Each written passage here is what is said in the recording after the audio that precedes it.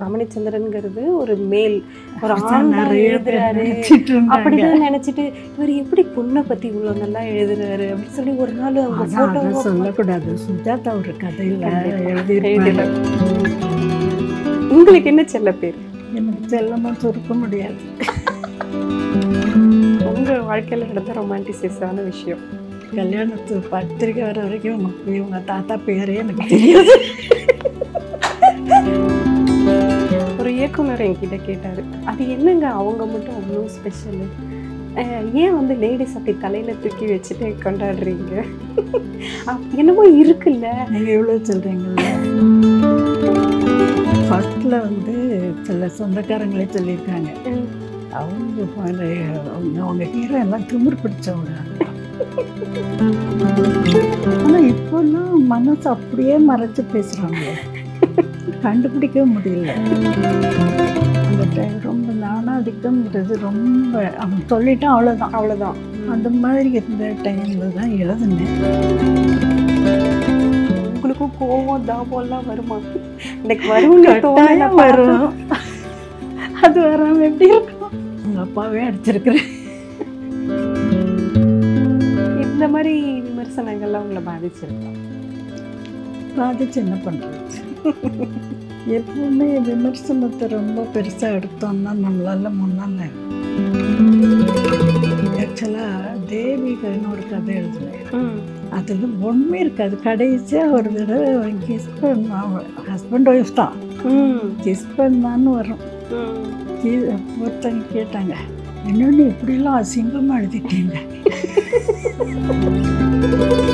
உங்கள் உடைகளும் சரி, உங்களுடைய வார்த்தைகளும் சரி, உங்களோட வாழ்க்கையும் சரி, அப்படி இலகுவா அப்படி ரொம்ப அது எப்படி போகும்? இலகுவெல்லாம் போகாது. யார் லைஃப்பும் எல்லா லைஃப்லையும்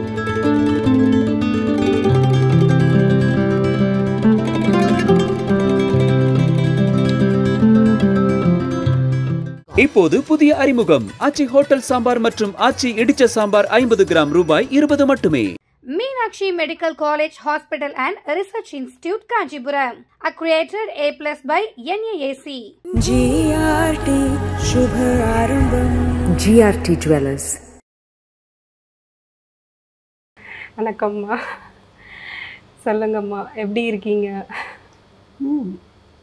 உங்க இலக்கிய பயணம் ரொம்ப அதிக வருடங்களை கொண்ட த ஸ்லோ அண்ட் ஸ்டடி அப்படிங்கிற அளவுக்கு ரொம்ப நேர்கோடான சீரான வேகத்தில் பயணித்து வந்திருக்கீங்கன்னு நினைக்கிறேன். 50 வருஷம். 50 வருஷம் 50 வருஷம். எனக்கு இன்னும் அந்த வயசே ஆகலை. நிறைய பேர் பிறந்து இருக்க மாட்டாங்க. சொல்லுங்கள், இந்த 50 வருஷம் உங்களை எப்படி இந்த இதில் முதல்ல இருந்த அதே சீரான வேகத்தில் உங்களால் எப்படி ஓட முடியுது? சீரில் ஸ்லோ பண்ணிட்டேன், ரொம்பவே ஸ்லோ பண்ணிட்டேன். அதுலேயும் முன்னாலெல்லாம் கொஞ்சம் பீக் இதெல்லாம் ரொம்ப, இப்போ நிறைய கிளைமேக்ஸ்லாம் தொடர்கதை எழுதுகிற போதெல்லாம், பிறகு ஒவ்வொரு தொடர் அந்த ஒரு வாரம் முடிகிற போதும் அந்த கிளைமேக்ஸ் வர மினி கிளைமேக்ஸ் வர்ற போது எனக்கே ப்ரெஷர் ஏற ஆரம்பிச்சிட்டு, அது ரொம்ப ஃபீல் பண்ணி எழுதுறதுனால அதனால் தொடர்கதையை விட்டுட்டேன். அதுக்கப்புறம் கொஞ்சம் கேட்பாங்க, யாராவது கேட்குற நேரம் கொஞ்சம் முடிந்த அளவு எழுதுறது, அவ்வளோதான். பூதத்துலேயே நான் 3 எழுதியிருக்கேன்னு நினைக்கிறேன். மைவிழி மயக்கம் ஃபஸ்ட்டு ஒரு அப்படியே நாங்கள்லாம் அந்த மயக்கத்தில் தெளியறதுக்கே ரொம்ப நாள் ஆச்சு. இல்லை, பாலு ரொம்ப சொன்னார். ஆக்சுவலாக நான் வந்து அட் அ டைம் 2 இதுக்கு எழுத மாட்டேன். ஏன்னா அப்படி எழுதுனா எனக்கு கொஞ்சம் ஒரே கதை எழுதுகிறப்போ தான் எனக்கு வந்து மைண்ட் வந்து அந்த ஹீரோயின் ஹீரோ அந்த இதுலேயே இருக்கும். அது இல்லாமல் போனால் எனக்கு கொஞ்சம் அவ்வளோ சரி வராது. இன்னொரு கதை எழுதுகிறப்போ 2 கன்ஃபியூஸ் ஆயிரும். அதை ஆனால் நிறைய பேர் நிறைய எழுதுவாங்க, எனக்கு முடியல, அவ்வளோதான்.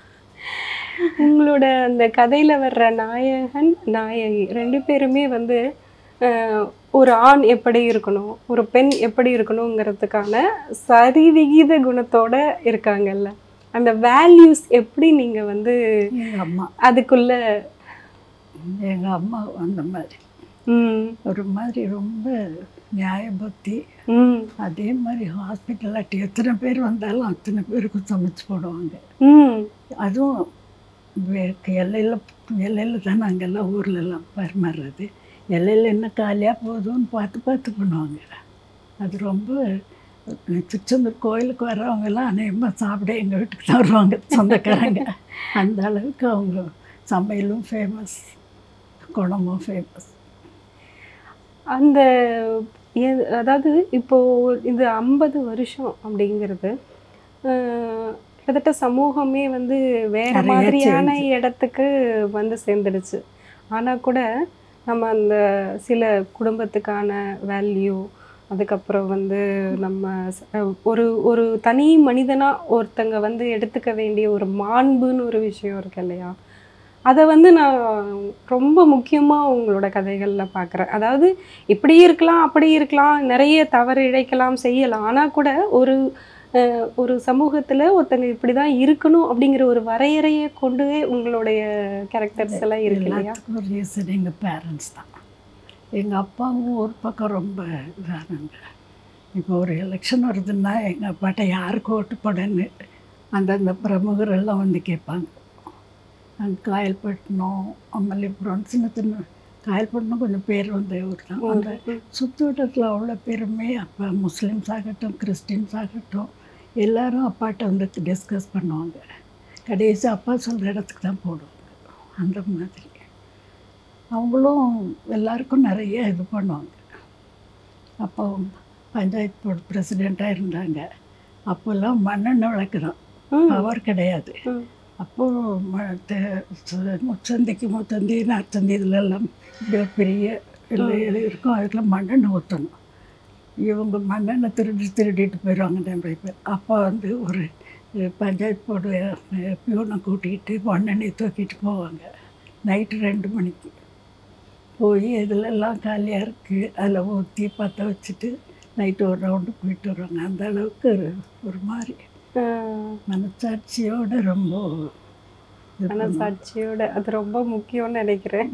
அது இல்லாமல் வாழறதுங்கிறது எவ்வளோ ஒரு வெறுமையான வாழ்வாக இருக்கும் அப்படிங்கிறது வந்து உங்களுக்கு 2 பேருமே முருக பக்தர்கள். அதனால கோயில் பக்கத்துலேயே வீடு. டெய்லி அப்பா காலையில் 4:30க்கு பச்சை தண்ணியில் குளிச்சுட்டு விஸ்வரூபம் போயிடுவாங்க. 5 மணிக்குலேருந்து விஸ்வரூபம் ஆரம்பிக்கும். அந்த பூஜை காலை பூஜை அது ஃபுல்லாக இருந்துட்டு வருவாங்க.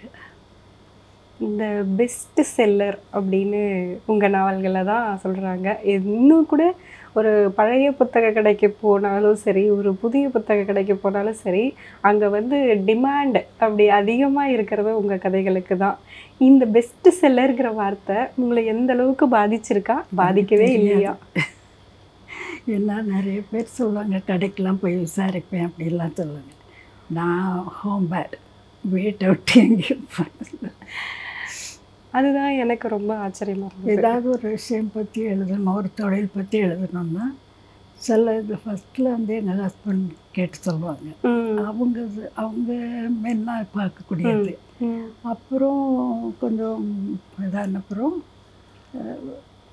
மாதிரி ரிப்போர்ட்டர்ஸ் அவங்க யார்கிட்டையாவது எனக்கு இந்த இது தெரியணும் அப்படின்னு கேட்டேன்னா ஒரு கதையில் பல் டாக்டரை பற்றி, பல் என்ன பண்ணணும், எப்படி உழுந்தணும், அதை பற்றி கேட்குறப்போ பல் டாக்டருக்கு அவங்க காண்டாக்ட் பண்ணி கொடுத்தாங்க.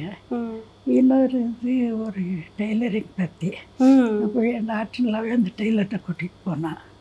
அவங்ககிட்ட என்ன துணி, என்ன மாதிரி, எது மாதிரி தைச்சா இது எது காஸ்ட்லி, இதெல்லாம் அவங்ககிட்ட படிச்சுக்கிட்டு அந்த மாதிரி அந்தந்த துணி ரெடிமேடு இதுக்கு அந்த மாதிரி இது மாதிரி ஒன்றும். நீங்கள் வேறு துறையை பற்றி நீங்கள் எழுதியிருக்கீங்க, நான் எல்லாமே படிச்சிருக்கேன். மதுமதியில் பார்த்தீங்கன்னா ஒரு ஸ்போர்ட்ஸ் பர்சன், அதுக்கு கண்ணு போயிடும், அதுக்கு வந்து அப்போ வந்து அவர் எந்த மாதிரியான இதெல்லாம் வந்து பாதிப்பார், அதற்கு ஒரு நேரம் உண்டு. அந்த கதையிலையும் பார்த்தீங்கன்னா அவருக்கு வந்து எப்படி மீண்டு வர்றதுக்கான என்ன விஷயங்கள், அந்த மாதிரி நீங்கள் நிறைய சொல்லியிருக்கீங்க. இன்னும் சொல்லப்போனால் பெண்களை வந்து நீங்கள் என்றைக்குமே வந்து ஒரு நிமிர்வோடு படைச்சிருக்கீங்க. பெண்களோட அக உலகு பற்றியே அதிகமாக உங்களுடைய கதைகள் பேசினா கூட நீங்கள் வந்து கிராமத்துலேருந்து வந்திருக்கேன்னு சொல்கிறீங்க, வீட்டில் இருக்கேன்னு சொல்கிறீங்க. ஆனால் கூட உங்கள் பெண்கள் வந்து அவங்க கௌரவத்தை எந்த இடத்துலையும் விட்டு கொடுக்காம இருப்பாங்க. எல்லா கேரக்டர்லேயுமே அந்த பெண் வந்து தனக்கான சுயமரியாதையை விட்டு கொடுக்கவே மாட்டா. அதாவது அது வெளியில மட்டும் இல்லை, என் மனசுலையும் சரி வீட்டுக்குள்ளேயும் சரி, அது ஒரு அறைக்குள்ளே இருந்தாலும் என் மரியாதையை நான் விட்டு கொடுக்க மாட்டேன் அப்படின்னு சொல்றவங்களா இருந்திருக்காங்க. நிறைய எங்கள் அம்மா தான் எல்லாருக்கும் எல்லாம் பண்ணுவாங்க, ஆனாக்குள்ள அவங்கள அதட்டி பண்ணி இருக்க முடியாது. இது என்னென்ன சில நேரம் இதாக இருக்கும். எங்கள் அக்கா கூட கேட்பாங்க, என்னம்மா நமக்கு இல்லாமல் கொடுத்துட்றீங்களே. அது கொடுக்கணும்டா, நம்ம இருக்கிறதில்ல பழகிக்கணும், அதுக்கப்புறம் நம்ம தான் என்னைக்கு ஒரு நாள் செய்து சாப்பிட்டுக்கலாமே அப்படிம்பாங்க. அது ஒரு மாதிரி ஈஸியாக இருக்கும். ஆனால் அதே சமயத்தில் ரொம்ப எங்கள் சின்ன பிள்ளைங்களாக இருக்கிறப்போ எங்களுடைய ஆசைகள் எதையுமே தடை பண்ண மாட்டாங்க. சில நேரம் கடலில் குளிக்க ரொம்ப ஆசைப்படும். பின்னால் திறந்துட்டு போனால் கடல் வந்துடும், அங்கே போய் குளிச்சுட்டு வரும். குளிக்க போகிற போதெல்லாம் எத்தனை மணி என்னெல்லாம் பார்க்க மாட்டாங்க. காலையில் விடிய காலம் மத்தியானம் போனால் ரொம்ப கஷ்டமாக இருக்கும். விடிய காலம் போனோன்னா 9 மணி ஆனாலும் தண்ணி விட்டு வர மனசு வராது. குளிச்சுட்டு போவோம். ஒரு வேலைக்காரன் வந்து அம்மா கூப்பிட்றாங்க, சாப்பிட வர சொன்னாங்க அம்மா. அப்புறம் நாங்கள் எங்கே கேட்டோம். அப்புறம் அம்மாவே சமையல் செய்து எடுத்து இட்லியோ சட்னியோ அப்படிமா கடற்கரை கொண்டு வருவாங்க. கரையில் வந்து சாப்பிட்டுட்டு திரும்ப கடலில் கிடப்போம். அதே மாதிரி ஈவினிங்கில் சில நாள் குளிப்போம். அப்போ பௌர்ணமி இந்த மாதிரி நாளையில் ரொம்ப நல்லாயிருக்கும். கடலும் பார்க்க அழகாக இருக்கும், குளிக்கிறதுக்கும் ரொம்ப சுகமாக இருக்கும். அப்புறம் அப்போ வந்து நான் அந்த பெருக்கு வரும் டைட்ஸு, அது இவ்வளோக்கு வர வரைக்கும் குளிப்போம். அப்புறம் ஓடி வந்துடும். என்ன மாதிரியான நீச்சலே தெரியாது.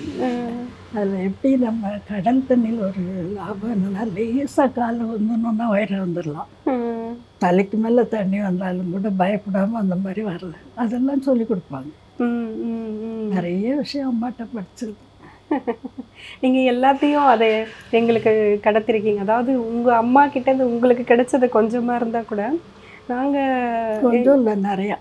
ஏன்னா எங்கள் அப்பா சொல்லுவாங்க, அது கிடைச்ச இடம் ஒரு இடமா இருக்கலாம், ஆனால் அதை நீங்கள் ஒரு பெருசாக பல்கி எல்லா கையிலையும் எங்களுக்கு அள்ளி கொடுத்துருக்கீங்கன்னு தான் சொல்லணும். ஏன்னா நிறைய விஷயம் என்கிட்டயே கேட்பாங்க, இல்லை இந்த மாதிரி உங்கள் அம்மாலாம் இந்த மாதிரி கிடையாது, நீ எப்படி இப்படி இருக்கு அப்படின்னு. நான் அந்த மாதிரி நிறைய விஷயங்களை என்கிட்ட இருக்க கேரக்டர்களையே யோசிச்சு பார்ப்பேன். நீங்கள் சொல்லுவீங்க, சாப்பிட்டுட்டு இருக்கும்போது ஒரு பிளாஸ்டிக் பை வச்சுட்டு அதை சாப்பிட்டுட்டே அந்த குப்பையை சேகரிச்சுட்டு வர்றது. அப்புறம் வந்து ஒரு இடத்துக்கு தகுந்த மாதிரியான உடைகள் பற்றி பேசணும். நீங்கள் உடைகள் பற்றி ரொம்ப அழகான ஒரு ஃப்ளோரசன்ட் க்ரீன் அப்படி சொல்லுவீங்க. அப்புறம் ஒரு சம்கியில் பண்ண ஆடை அப்படி சொல்லுவீங்க. இது கவர்ற மாதிரி இருக்குது, அப்புறம் இது இவ்வளோ குவாலிட்டியாக இருக்கணும், அப்புறம் அந்த கெம்புக்கள் பதிச்ச பதக்கம், அப்படி ரொம்ப நியூவான்சஸாக அந்த குவாலிட்டியை என்ஹான்ஸ் பண்ணுற மாதிரியான விஷயங்களை நீங்கள் அந்த ட்ரெஸ்ஸிங் அண்ட் அந்த அக்சசரிஸில் காமிச்சிட்டு உங்களுக்கு அதில் எவ்வளோ ஈடுபாடு? அது எனக்கு ஒரு ரசனை. அம்மாவும் சொல்லுவாங்க, ஆறடா இவ என்ன கலர் சட்டை போட்டுட்டு என்ன கலர் சாரி கட்டியிருக்கா, நல்லாவே இல்லை, இதுக்கு இந்த மாதிரி போட்டால் நல்லா இருக்கும்பாங்க. நமக்கு மனசில் பதிஞ்சிரும். ஆக்சுவலாக ஒருத்தர் என் கசின் ஒருத்தி வந்தால் அப்போ அவளும் நானும் ட்ரெஸ் பண்ணிட்டு வந்தோம். அவங்க அம்மாவுக்கு வரைக்கும் பாரு அவள் எப்படி கலர் கிரீனில் ஒன்றுக்கு ஒன்று மேட்சாக போட்டிருக்கா, நீ ஏன் இப்படி போட்டிருக்கேன்னு. அது மாதிரி நிறைய அம்மாவுடைய எங்கேயுமே தாயை போல பிள்ளை தான். சரிதான். உங்களுக்கு இந்த புடவைகள் இது மேலே இந்த அக்சசரிஸ் மேலே எல்லாம் நீங்கள் எப்படி செலக்ட் பண்ணுவீங்க? தெரியலையே, பார்க்குற போது எனக்கு இதுன்னு தான் தோணும். அதுக்கு மேலே ஏன்னா வளர்ந்த விதம் அப்படி இல்லையா, அதனால ஒரு மாதிரி பொருந்தாத கான்ட்ராஸ்டில் போட்டே ஞாபகம் இல்லை. அதே மாதிரி லகுவான அப்படிங்கிற ஒரு வார்த்தை அடிக்கடி லகுவான இலகுவான அப்படிங்கிற ஒரு வார்த்தை வந்துட்டே இருக்கும். இலகுவான போடுவேன், மீண்டும் மாதிரி சில தமிழ் வார்த்தை. ஆமாம், அது வீட்டில் பேசுகிறது தான். இல்லை, உங்கள் உடைகளும் சரி, உங்களுடைய வார்த்தைகளும் சரி, உங்களோட வாழ்க்கையும் சரி, அப்படி இலகுவா அப்படி ரொம்ப அது எப்படி போகும்? இலகுவெல்லாம் போகாது யார் லைஃப்பும். எல்லார் லைஃப்லேயும் அப்ஸ் அண்ட் டவுன்ஸ் இருக்க தான் செய்யும். டவுன்ஸ் எப்படி சமாளிக்கன்னு தான் பார்த்துக்கணும். அப்ஸில் ஜாலியாக இருந்துடலாம். அதில் இன்னொன்று வந்து உங்கள் கதைகளில் பார்த்தீங்கன்னா பெயர்கள், நீங்கள் கதாபாத்திரத்துக்கு வைக்கிற பெயர்கள் ரொம்ப பார்த்து பார்த்து பார்த்து வச்சுருப்பீங்க. எனக்கு அப்போது வந்து தோணும், அப்போ இவங்க பையனுக்கு, உங்கள் பேரனுக்கு, பேத்திக்கு இவங்கெல்லாம் என்ன பேர் வச்சு இதுக்கே இவ்வளோ ஆசையாக பேர். மதுமஞ்சரி. அப்புறம் இதெல்லாம் விட இன்னொரு முக்கியமான விஷயம், அவங்க அந்த ஹீரோவுக்கும் ஹீரோயினுக்கும் ஒரு செல்ல பேர் ஒன்று இருக்கும். வெளியில் கூப்பிட்றத ஒரு பேர் என்னாலும், அதுவும் அந்த மைவினி மைக்கமில் பார்த்தீங்கன்னா அவரோட பேர் வந்து அந்த இன்னொரு ஹீரோயின் வந்து தினுன்னு கூப்பிடுவா. இது மாதிரி கூப்பிடக்கூடாதுங்கிறதுக்காக அந்த பொண்ணு வந்து தனியாக இன்னொரு பேர் கண்டுபிடிப்பா, குருன்னு கூப்பிடுவா. குருவி பாஸாக இருப்பான், ஸோ குருன்னு சொல்லி கூப்பிடுவோம். அது மாதிரி ஒவ்வொரு இதுக்கும் ஒரு பெட் நேம் வைக்கிறீங்கல்ல, உங்களோட பேர் செல்ல பேர் என்ன? உங்களுக்கு என்ன செல்ல பேர்? எனக்கு செல்லமாக சுருக்க முடியாது. நீங்கள் எல்லா ரமணியை எங்கே சுருக்குவீங்க? நீங்கள் எல்லா பேரையும் சுருக்கி ஒரு பேர் கண்டுபிடிச்சிங்கல்ல. எனக்கு வந்து நான் கண்டுபிடிச்ச பேரில் சுருக்கிக்கலாம், அதுக்கு சரியா. ஏன்னா எங்கள் அப்பா வச்ச பேரில் எப்படி சுருக்க முடியும்? நான் அதுதான் யோசிச்சுட்டே இருப்பேன், எப்படி வந்து இவங்களால வந்து அழகாக ஒரு பெரிய பேராக இருக்கும், அந்த பேரில் ஒரு அழகான ஒரு சுருக்கத்தை நீங்கள் அதுதான் ஒரு ஸ்பெஷலாக. அது நான் வைக்கிற பேர் தானே. நான் வைக்கிற பேரை நான் எப்படி அதுக்கு மேட்சாக எடுத்து வச்சுக்குவேன். முன்னாடியே அந்த பேரை செலக்ட் பண்ணி வச்சுருவேன். ஆமாம், பேர் தான் முதல்ல வைப்பேன். அதுவே எனக்கு 1 வீக் எப்படியும் ஆகும். நீங்கள் எப்போவுமே இப்படி ஒரு அமைதியான இப்படியே தான் பேசிகிட்டு இருப்பீங்களா, இல்லை உங்களுக்கும் கோவம் தாபம்லாம் வருமா? எனக்கு வரும்னு தோணல. வரும், அது வராமல் எப்படி இருக்கும்? எனக்கு ஆச்சரியமாக இருக்கு. ஆனால் கோபம் வந்து எங்கள் அம்மா வந்து வாயை மூடிக்கிட்டு இருக்கணும்பாங்க. அந்த இடத்த விட்டு நகண்டு போய் உட்காந்துருவேன். அதுதான் பழக்கம். அது உங்கள் அம்மா வர்றதுக்கு, நீங்கள் அம்மாவான காலத்துலேயும் அப்படியே இருந்தீங்களா? தெரியல, என்ன பிள்ளைங்களெல்லாம் அடிச்சிருக்கிறேன். ஏதாவது பொய்யா சொன்னாங்கன்னா, கற்பனை பண்ணி சொன்னாங்கன்னா அப்போ ரொம்ப கோவம் வந்துடும். அது சின்ன வயசில் சத்திய சோதனை படித்தேன், 14 இயர்ஸ். அப்போ எனக்கு அப்போது என் கசின் ஒருத்தன் கொண்டு வந்தான். கொண்டு வந்து எனக்கு ரொம்ப பிடிச்சி போச்சு. காந்தியோடைய லாங்குவேஜும் ரொம்ப அழகாக இருக்கும், சிம்பிளாக. இது எல்லாமே படிக்கிறதுக்கு ரொம்ப இதாக இருக்கும். அதுலேருந்து எனக்கு போய் சொன்னால் ரொம்ப கோபம் வரும். அது மற்றதை விட அதுக்கு தான். அது உங்கள் கேரக்டரே அப்படிதான் சொல்லணும். உங்கள் அப்பாவே அடிச்சிருக்கிறேன், பொண்ணு அத்தையும் அடிச்சிருக்கேன். இப்போ நினைக்கிறப்ப ஐயோ அடித்தோமேன்னு கஷ்டமாக தான் இருக்குது. இல்லை, அந்த வேல்யூஸ் எல்லாம் நீங்கள் அவ்வளோ அழகாக கொடுத்துருக்கோம். அந்த சத்திய சோதனை மனசில் அப்படியே ரொம்ப பதிஞ்சு போச்சு. காந்தி எழுதுனது அந்த மாதிரி. இது அடுத்தாப்புல விவேகானந்தருடைய புக்ஸ் கொஞ்சம் அப்பா வச்சுருந்தாங்க, 5 பார்ட்டு நினைக்கிறேன். அவர் ஸ்பீச்சஸ் மட்டும் இல்லை, அவருடைய இது நிறையா இருக்கும். அந்த இது படித்தேன். அது ரொம்ப அழகான இங்கிலீஷாக இருக்கும். பேலன்ஸ் இப்படியே அலை மாதிரி போகும். இவரது ரொம்ப சிம்பிளஸ்ட் இங்கிலீஷாக இருக்கும். ரெண்டுமே எனக்கு ரொம்ப பிடிச்சது. விவேகானந்தர் இது படிக்கிற போதும் அந்த ஹியூமன் வேல்யூஸ் மனசில் ரொம்ப பதிஞ்சிச்சு. சிலர் அது. அப்புறம் காஸ்பல் ஆஃப் ராமகிருஷ்ணா, எங்கள் அப்பா ஒரு ராமகிருஷ்ணரோடைய டிவோட்டி. எங்கள் அத்தனை பேருக்கும் காஸ்பல் ஆஃப் ராமகிருஷ்ணா வாங்கி கொடுத்தாங்க. நாங்கள் 7 பசங்க, 7 பேருக்கும். அதே அவர் அதுவும் இங்கிலீஷில் சிம்பிளாக இருக்கும், சிம்பிள் இங்கிலீஷாக இருக்கும். நமக்கு வேண்டிய நிறைய விஷயம் இருக்கும். இப்போ நமக்கே ஒரு டைலமா இருக்குது, அப்படியே யோசிச்சுட்டு இருந்துட்டு இந்த புக்கை திறந்தோன்னா நமக்கு அதில் சொல்யூஷன் கிடைக்கும். கொஞ்ச நேரம் அப்படியே மனசில் யோசிச்சுக்கிட்டே இருக்கணும். யோசிச்சுட்டு அதையே நினச்சிட்டு என்ன அதே மாதிரி விவேகானந்தர்லேயே நான் படிச்சிருக்கிறேன். அதை எக்ஸ்பீரியன்ஸ் பண்ணியிருக்கேன் இந்த 2லேயுமே.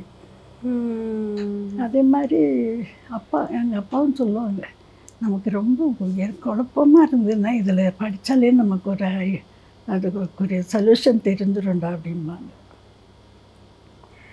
இவ்வளோ ஸ்பிரிச்சுவல் சைடு ராமகிருஷ்ண பரமஹம்சர்லேருந்து விவேகானந்தர்லேருந்து எங்கெங்கேயோ போயிட்டு வரீங்க. பட் உங்களோட ஜேர்னர் ரொமான்ஸ் தான். உங்களோட ஜேர்னர் வந்து ரொமான்ஸ் தான் இல்லையா? அந்த அது சிம்பிள் ரொமான்ஸ் தான் இருக்கும். அப்படியெல்லாம் இல்லை, அது ரொம்ப டீப்பான ரொமான்ஸ் தான் கண்டிப்பாக. அந்த உணர்வுகளை கடத்துறதுல வந்து உங்கள் நாவலுக்கு பக்கத்துலலாம் நிற்கவே முடியாது அப்படின்னு தான் நான் சொல்லுவேன். ஏன்னா இப்போ வந்து நான் மீடியாவில் தான் இருக்கேன். இப்போது சீரியலுக்கு வந்து டைலாக்ஸ் எழுதுகிறேன். ஒரு காட்சியை கொண்டு வரும்போது அந்த எமோஷன்ஸை நம்ம பார்வையாளர்களுக்கு எவ்வளோ கடத்துகிறோம் அப்படிங்கிறது நம்ம அந்த இடத்துல தான் ஒரு படைப்பு வெற்றியாகுது. உங்களோட ரொமான்டிக் நாவல்லாம் பார்த்திங்கன்னா அவ்வளோ சப்டிலாக நீங்கள் எழுதியிருந்தா கூட அதில் இருக்க உணர்வு வந்து உண்மையாக இருக்கும். எப்படி இந்த ஸ்பிரிச்சுவலுக்கும் இந்த ரொமான்ஸுக்கும் கனெக்ட் ஆச்சு? எனக்கு தெரியலையே. உங்கள் காதல் பக்கத்தை கொஞ்சம் எழுதுகிற போது நான் வந்து அந்த கதையை மட்டும் நினச்சிட்டு இருப்பேன். சின்ன வயசுலலாம் எப்படின்னா, அதாவது என்னுடைய எழுதுகிற காலத்து சின்ன வயசு, நான் எழுத ஆரம்பித்தது 30க்கு அப்புறம் தான். அப்போல்லாம் என்ன காலையிலேருந்து இவங்க பசங்க ஸ்கூலுக்கு போயிடுவாங்க, அவங்க ஆஃபீஸ் போயிடுவாங்க, தனியாக இருப்போமா, வேலை செய்துக்கிட்டே அந்த கதையே மைண்டில் ரொட்டேட் பண்ணிக்கிட்டே இருப்பேன். அப்புறம் அது கரெக்டாக வந்துடும், அவ்வளோதான். உங்கள் காதல் பக்கத்தை இவ்வளோ சுருக்கமாக முடிக்கக்கூடாது. ஆனால் அது எல்லாம் எப்படி ரொம்ப ஒரு உணர்வு பூர்வமாக ஒரு விஷயத்தை எழுதுறது அப்படிங்கிறது வந்து அவ்வளோ ஒன்றும் சாதாரண விஷயமா நீங்கள் சொல்கிற மாதிரி. ஒரு அம்மா பைத்தியம் நினச்சிடாதீங்க. எங்கள் அம்மா தான் கதையெல்லாம் சொல்லுவாங்க. கதை எதுன்னா ராமாயணம் மகாபாரதம் இதிலெல்லாம் சொல்லிக்கிட்டு நைட்டு எங்களுக்கெல்லாம் சுற்றி உட்காந்துருப்போம். சாதம் அள்ளி தந்துட்டு இது இந்த கதை ஏதாவது சொல்லுவாங்க. எல்லாத்துக்கும் அவங்களுக்கு வந்து கம்பராமாயண பாட்டு அவ்வளோ தெரியும், வில்லி பாரதம் பாட்டு அவ்வளோ தெரியும். அந்தந்த இடத்துக்குரிய பாட்டை சொல்லியே சொல்லுவாங்க. அது சொல்கிறதுக்கு ஒரு அர்த்தமும் இருக்கும். 2 தடவை சொல்லுவாங்க. அப்புறம் 3வது நாள் ஒரு கதை சொல்கிற போது அந்த கதை கண்டினியூஷன் சொல்கிற போது வந்து இதுக்கு முன்னாடி அந்த பாட்டு என்ன சொல்ல பார்ப்போம் போல. அப்போ சொல்லலைன்னா கொஞ்சம் டோஸ் விடும். எப்படி டோஸ்னா, அவையா பாட்டில் ஒரு இதில் வரும், ஒரு பேயை விரட்டுற கதை ஒன்று வரும். அதில் வந்து ஒரு ராஜகுமாரி வந்து ஒருத்தமெல்லாம் ஆசைப்பட்டு அவன் எழுத படிக்க தெரியாதவன் தெரியாமல் ஒரு ஓலை அனுப்பிடுவான்.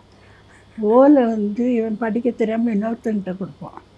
அவன் வந்து படிச்சுட்டு இது ராஜகுமாரியை தட்டிக்கிட்டு போயிடணும்னு நினச்சிட்டு இவனை ஒன்று கொல்ல போகிறாங்கன்னு விரட்டிடுவான். அவள் போனால் அந்த வில்லன் இருப்பான். உடனே அவள் வந்து சூசைட் பண்ணி செத்துருவா. அதே மாதிரி இவனும் திரும்ப வந்து பார்த்து செத்துருவான். அந்த மாதிரி கதை போகும். அதில் வந்து ஒரு பாட்டு உண்டு, வெண்பா இருக்காலிற் கல்லானே. அந்த பேய்ங்க அந்த இடத்துலேருந்து நியாயம் பண்ணிக்கிட்டு இருக்கும். அப்போ அவையார் அங்கே போய் தங்குற போது ஒரு பேய் வந்து விரட்டும். அப்போது வந்து அவங்க அவையார் யோசிச்சுட்டு இதுதான்னுட்டு சொல்கிற மாதிரி பாட்டு வரும். வெண்பா 2 தடவை கேட்டால் வெண்பாவை சொல்ல தெரியணுமா. வெள்ளோலை கண் பார்த்து கையால் எழுதானே. ஓலை அப்போ அந்த ஓலையை வந்து கண்ணால் பார்த்தா கையால் எழுத தெரியணுமா. வெண்பா வெள்ளோலை கண் பார்த்து கையால் எழுதானே, பெண்பாவி பெற்றாளே பெற்றாள். அந்த பெற்ற அம்மாவே பாவிதான், பிறர் நகைக்க பெற்றாள் என்றுன்னா என்ன அடிச்சு விரட்டுன்னு வரும். அந்த பாட்டத்தினோடனே அது தன் கதையினோடனே அந்த பேய் போயிடும். அந்த மாதிரி வரும். அந்த பாட்டை சொல்லிடுவாங்க. என்ன 2 தடவை எங்கள் அம்மா சொல்லிட்டாங்க, எங்கள் ஒருத்தருக்கும் சொல்ல தெரியல. அப்போது உங்களை பற்றி நானும் பாவிதான் நின்றுவாங்க. இதுக்கு பயந்து சொல்கிற பாட்டெல்லாம் ஞாபகம் வச்சுக்கிட்டே இருப்போம். எவ்வளோ அழகாக சொல்லியிருக்காங்க. சிம்பிளாக தான் சொல்லுவாங்க, கோவப்பட மாட்டாங்க. தண்ணி கிடைங்க. ஆனால் அது வந்து மனசில் அப்படியே பதிஞ்சிடும். அதே மாதிரி பார்த்தே டான்ஸ் படித்தவங்க எங்கள் எல்லாருக்குமே, எங்கள் ஃபேமிலியில் எங்கள் பெரியக்காவிலேருந்து எல்லாருக்குமே பரதநாட்டியம் தெரியும். இப்போ நான் என் சிஸ்டர்லாம் ஸ்கூலில் படிக்கிறப்போ கடைசி டான்ஸ் எங்களோட தான் இருக்கும். ஏன்னா அதில் அடவு இந்த மாதிரி இதெல்லாம் அம்மா தான் சொல்லி கொடுப்பாங்க. அந்த மாதிரி அது ஒரு இது. அம்மா ஒரு பேட்டி எடுக்காமல் விட்டுட்டோம். பாட்டு அதே மாதிரி அவங்களுக்கு முறையான இது கிடையாது. ஆனால் இது ரேடியோவில் வந்து பாட்டு கொஞ்சம் நேரம் சொல்லி கொடுப்பாங்க. 5:30க்கு இன்னும் ஆரம்பிக்கும்.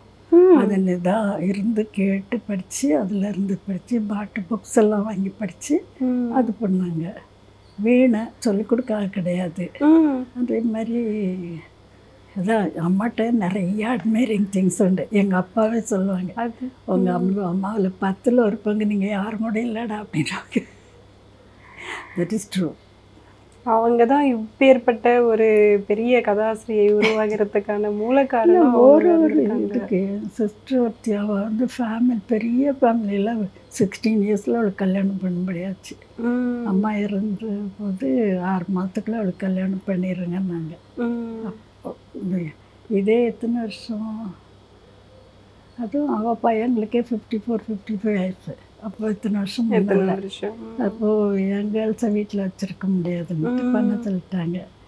அவெல்லாம் ஃபேமிலியை கொண்டு போகிறது எல்லாம் எத்தனையோ சொந்தக்காரங்களுக்கு இல்லை, நிறைய ஹஸ்பண்டோடைய நிறைய பேர் வருவாங்க. அவ்வளோ பேர்ட்டு நல்ல பேர் வாங்கிடுவாங்க. அந்த மாதிரி ஒருத்தருக்கும் ஒரு குவாலிட்டி நல்லா இருக்கும். இன்னொரு சிஸ்டர் வந்து மணி மேனேஜ்மெண்ட்லாம் ரொம்ப நல்லா செய்வாள். அது மாதிரி ஏதோ ஒரு அம்மாட்டிருந்து ஒரு இது அப்படி போயிருக்கு வந்திருக்கு. உங்களோட இத்தனை கதைகள் எழுதி இவ்வளவு ஒரு புகழ்பெற்ற இதுவாக இருந்தாலும் நீங்கள் வெளியில் வர்றதுக்கு ஏன் தயங்குறீங்க? உங்களை கண்டிப்பாக எல்லாரும் வாங்க வாங்கன்னு கூப்பிட்ருப்பாங்க. உங்களை வந்து எல்லா விழாவுக்கும் வந்து வருந்தி ஆச்சு. இன்னும் சொல்லப்போனால் நான் வந்து சின்ன வயசில் உங்கள் ஃபோட்டோவே பார்த்தது கிடையாது. நான் வந்து இது யாரோ ஒரு ரமணிச்சந்திரன்கிறது ஒரு மேல் ஒரு ஆண் எழுதுறாரு அப்படிதான் நினச்சிட்டு, இவர் எப்படி பொண்ணை பற்றி இவ்வளோ நல்லா எழுதுறாரு அப்படின்னு சொல்லி ஒரு நாள் அவங்க ஃபோட்டோ சொல்லக்கூடாது. சுஜாதா ஒரு கதையில் எழுதி பெண் குங்குமம் கதை ஞாபகம் இருக்கு. அதில் வீடோ ஆயிடுவான். ஆமாம், வீடோ அப்புறம் அந்த கல்யாணத்துக்கு விடாருக்கு முன்னால் உள்ள இதுவும் அவள் ஃபீலிங்ஸ் வந்து ரொம்ப பயங்கரமாக இருக்கும். ஆமாம், இல்லைன்னு சொல்ல ஒரு ஆம்பளை எழுதுனது எப்படி எழுதினார் அவர் அப்படின்னு நான் ஆச்சரியப்பட்டிருக்கேன். உண்மைதான் இல்லைன்னு சொல்ல முடியாது. இருந்தாலும் இப்போ யோசிச்சிருக்கேன் நான், எப்படி இவங்க வந்து எழுதுறாங்க, இது எப்படி இவங்க ஆணாக இருந்துட்டு எப்படி எழுதுறாங்க அப்படியெல்லாம் நிறைய யோசிச்சிருக்கேன். அதுக்கப்புறம் தான் நீங்கள் பெண்கிறது உங்கள் ஃபோட்டோவே பார்க்கறதுக்கே கிட்டத்தட்ட எவ்வளோ வருஷம் கழிச்சு தான் உங்கள் ஃபோட்டோவே நாங்கள் வெளியில் பார்த்தோம். உங்கள் அப்பா மேரேஜோட தான் அந்த படம் வந்தது. அது வரைக்கும் யாருக்கும் தெரியாது. பக்கத்து வீட்டுக்காரங்களை கூட நான் எழுதுறேன்னே தெரியாது. ஏன் அப்படி? அதான் சொல்கிறேன்னே, சில பேருக்கு சென்டர் ஆஃப் இன்ட்ரெஸ்டாக நிற்கிறது பிடிக்கும், எனக்கு அது பிடிக்காது. அதுதான் இவங்களை வெளிக்காமிச்சு. அது மட்டும் இல்லை, வாய்ஸும் எனக்கு ரொம்ப லோவாக தான் இருக்கும். அதாட்டி சத்தமாக பேசலாம் வராது. இருக்கட்டும், ஆனால் கூட உங்கள் வாசகிகள் எல்லோரும் அப்படி பேசுனா கொஞ்சம் சத்தமாக சொல்லுங்கள் அப்படிம்பாங்க. எனக்கு ஒரு மாதிரி ஆயிடும். இல்லை, அதுதான் நான் கேட்குறேன். வந்து நிறைய விழாக்களுக்கு வந்து உங்களை கூப்பிட்ருப்பாங்க இல்லையா? நிறைய ஒரு ரெகக்னிஷனுக்கு கூப்பிட்ருப்பாங்க, கூட்டங்களுக்கு கூப்பிட்ருப்பாங்க. நீங்கள் எப்படி அந்த ஒரு ஏன்னா இப்போ புகழ்ங்கிறது வந்து எவ்வளோ பெரிய விஷயம்னு வந்து இந்த டிக்டாக் காலத்தில் வந்து எங்கள் எல்லாருக்குமே அது ஒரு அறிமுகமான விஷயம். அதை நீங்கள் ஒரு மாதிரி தள்ளி வச்சு, இல்லை இதெல்லாம் எனக்கு தேவையில்லை, என் பாதை வேறு அப்படின்னு தனியாக இருக்கீங்களே எப்படி? திரும்பவும் பேரண்ட்ஸ் தான். எங்கள் அப்பா அவ்வளோ பெருசு பஞ்சாயத்து போர்டு பிரசிடெண்ட்டாக இருந்தாங்க, கோயிலில் வந்து ட்ரஸ்டியாக இருந்தாங்க. எல்லாம் அவங்க வீட்டுக்கு வந்து பேசுவாங்க, இவங்க எங்கேயும் போய் இது பண்ண மாட்டாங்க. அந்த மாதிரி உங்களை முன் வச்சுக்க நீங்கள் அவ்வளவு விரும்பலை. எனக்கு ரொம்ப அவங்க 2 பேர்ட்டையும் ரொம்ப அட்மிரேஷன் உண்டு. யாரை அட்மைர் பண்ணுறோமோ அவங்கள தானே ஃபாலோ பண்ண முடியும். ரொம்ப சந்தோஷமாக இருக்குது. எனக்கு மட்டும் இல்லை, என்னோட வயதில் இருக்க நிறைய பெண்களுக்கு வந்து எவ்வளவோ பெரிய ரிலீஃப் கொடுத்துருக்கீங்க. கிட்டத்தட்ட ரொம்ப மனசு சோர்ந்த சமயத்துலலாம் நான் திருப்பி படிக்கிறது உண்டு. விடியும் வரை பூபாலம்லலாம் அந்த பொண்ணு ரொம்ப கஷ்டப்பட்டு அந்த மாதிரி ஒரு வெண்மையில் எத்தனை அவ்வளோதான் கஷ்டப்படுத்த முடியும், அதுக்கு மேலே ஒரு பொண்ணு கஷ்டமே படுத்த முடியாதுங்கிற அளவுக்கு பொண்ணு சொல்லிட்டா. வெண்மையில் எத்தனை நேரம் படிச்சுட்டு ஸ்கூல் காலேஜ் படிக்கிறது இந்த மாதிரி கதையெல்லாம் எழுதாதீங்கம்மா அப்படின்ட்டு. ஆமாம், நிஜமாவே அவ்வளோ இருக்கும். இருது மனசு ரொம்ப மனசுன்னு வந்து போயிடும். நான் நிறைய கேரக்டர்ஸ் வந்து அந்த மாதிரி இம்பேக்ட் பண்ணியிருக்கேன் அந்த கதைகள்லாம். ஏன் பொண்ணுன்னா அவ்வளோ கஷ்டப்பட்டாலும் அந்த வேல்யூஸை கைவிடாமல் இருக்கணும் அப்படிங்கிறது வந்து அப்படிதான். நான் வேற இருக்கக்கூடாதா? இல்லை இருந்து பிறகு அவனுக்கு ஒரு சந்தோஷம். கண்டிப்பா உண்மைதான். நாளும் தப்பும் பண்ணிட்டு கஷ்டப்பட்டுக்கிட்டு சரி பண்ணிக்கிட்டு இப்படியே லைஃப்பை கொண்டு போகிறத விட ஒரு கஷ்டப்பட்டாலும் பிறகு சந்தோஷமாக இருந்தா அது பெட்டர் இல்லையா? இப்போ மலை ஏறுறோம், எவ்வளோ கஷ்டப்பட்டு தான் ஏறுறாங்க. டாப்புக்கு போனோடனே எவ்வளோ சந்தோஷம். இந்த கிரிவலம் ஒரு தடவை நான் நடந்தேன். கஷ்டமாக தான் இருந்தது, கடைசியிலலாம் ரொம்ப கஷ்டமாக இருந்தது. ஆனால் நடந்து முடிச்சாச்சு. முடிச்சதுக்கப்புறம் திரும்ப வந்தால் எவ்வளோ நாள் எனக்கு சந்தோஷமாக இருந்து தெரியுமா? பெருசாக அச்சீவ் பண்ணிட்ட மாதிரி. அப்போ வாழ்க்கை அப்படி தானே. கண்டிப்பாக. ஆண்கள்லாம் யாராவது வந்து இந்த மாதிரி உங்களோட புக்கை படித்து நான் மாறிட்டேன் அப்படிங்கிறத சொல்லியிருக்காங்களா? அது நிறைய பேர் சொல்லியிருப்பாங்க. ஆண்கள் படிக்கணுங்கிறது தான் எனக்கு ரொம்ப 2-3 முஸ்லீம்ஸே சொல்லியிருக்காங்க. சூப்பர். எனக்கு அது ரொம்ப ஆசை. நான் சொல்லிகிட்டே இருப்பேன் என் கணவர்கிட்ட, எனக்கு புத்தகம் வாங்கி கொடுப்பாரு, உங்கள் புக்கு வாங்கி கொடுத்தா என்னை சமாதானம் பண்ணிடலாம் அப்படிங்கிறது அவரோட ஐடியா. இல்லை, அது நிறைய பேர் சொல்கிறாங்க. கோவமாக இருக்கிற மாதிரி இருந்தாலே ஏதாவது புக் வாங்கி தந்துடுவார் அப்படிம்பாங்க. ஆமாம், என்னுடைய கணவர் எப்போவும் எனக்கு வந்து இந்த புத்தகங்கள் வாங்கிட்டு வந்து கொடுத்தா நீ அமைதியாகிடுவேன் அப்படிங்கிற மாதிரி ஒவ்வொரு முறையும் வந்து அவர் வந்து அந்த மாதிரி தான் கிஃப்ட் பண்ணுவார். அதான் சொல்லுவேன், நான் இங்கே அது வாங்கி தர்றதை விட முக்கியமான விஷயம் அதை படிச்சிங்கன்னா உங்களுக்கு தெரிஞ்சிடும் அப்படின்னு சொல்கிறது உண்டு. ஏன்னா ஆண்கள் அந்த இதை படித்தாவே இன்னும் இல்லை, சில டாக்டர்ஸ் சொல்லியிருக்காங்க ஆப்ரேஷன் இந்த மாதிரி சிக்கலான இதுக்கு போகிறதுக்கு முந்தி ரிலாக்ஸ் பண்ணுறதுக்கு படிச்சிருக்கேன்னு சொல்லுவாங்க. ஆமாம், உண்மைதான். முந்தி ராமச்சந்திராங்கெல்லாம் இவெல்லாம் பிறக்கிறதுக்கு முன்னெல்லாம் அப்போ போயிருக்கிறேன் மருமகளை கூட்டிக்கிட்டு பேரம் பேத்தி. அப்போது ஒருத்தர் சொல்ல கேட்டிருக்கேன். இப்போ உங்கள் வீட்டில் வந்து உங்கள் புத்தகங்களை படிக்கக்கூடியவங்க, உங்கள் குடும்பத்தில் இருக்கவங்க உங்களை என்ன சொல்கிறாங்க, எப்படி பார்க்குறாங்க? எங்கள் அம்மாவுக்கு தமிழ் தெரியாது, இவங்க எல்லாமே ஹிந்தியும் இங்கிலீஷும். கண்டிப்பாக இந்த தலைமுறை அப்படி தானே இருக்காங்க. பொண்ணு படிப்பால் சரி, பொண்ணோட பிள்ளைங்கெல்லாம் படிக்காது.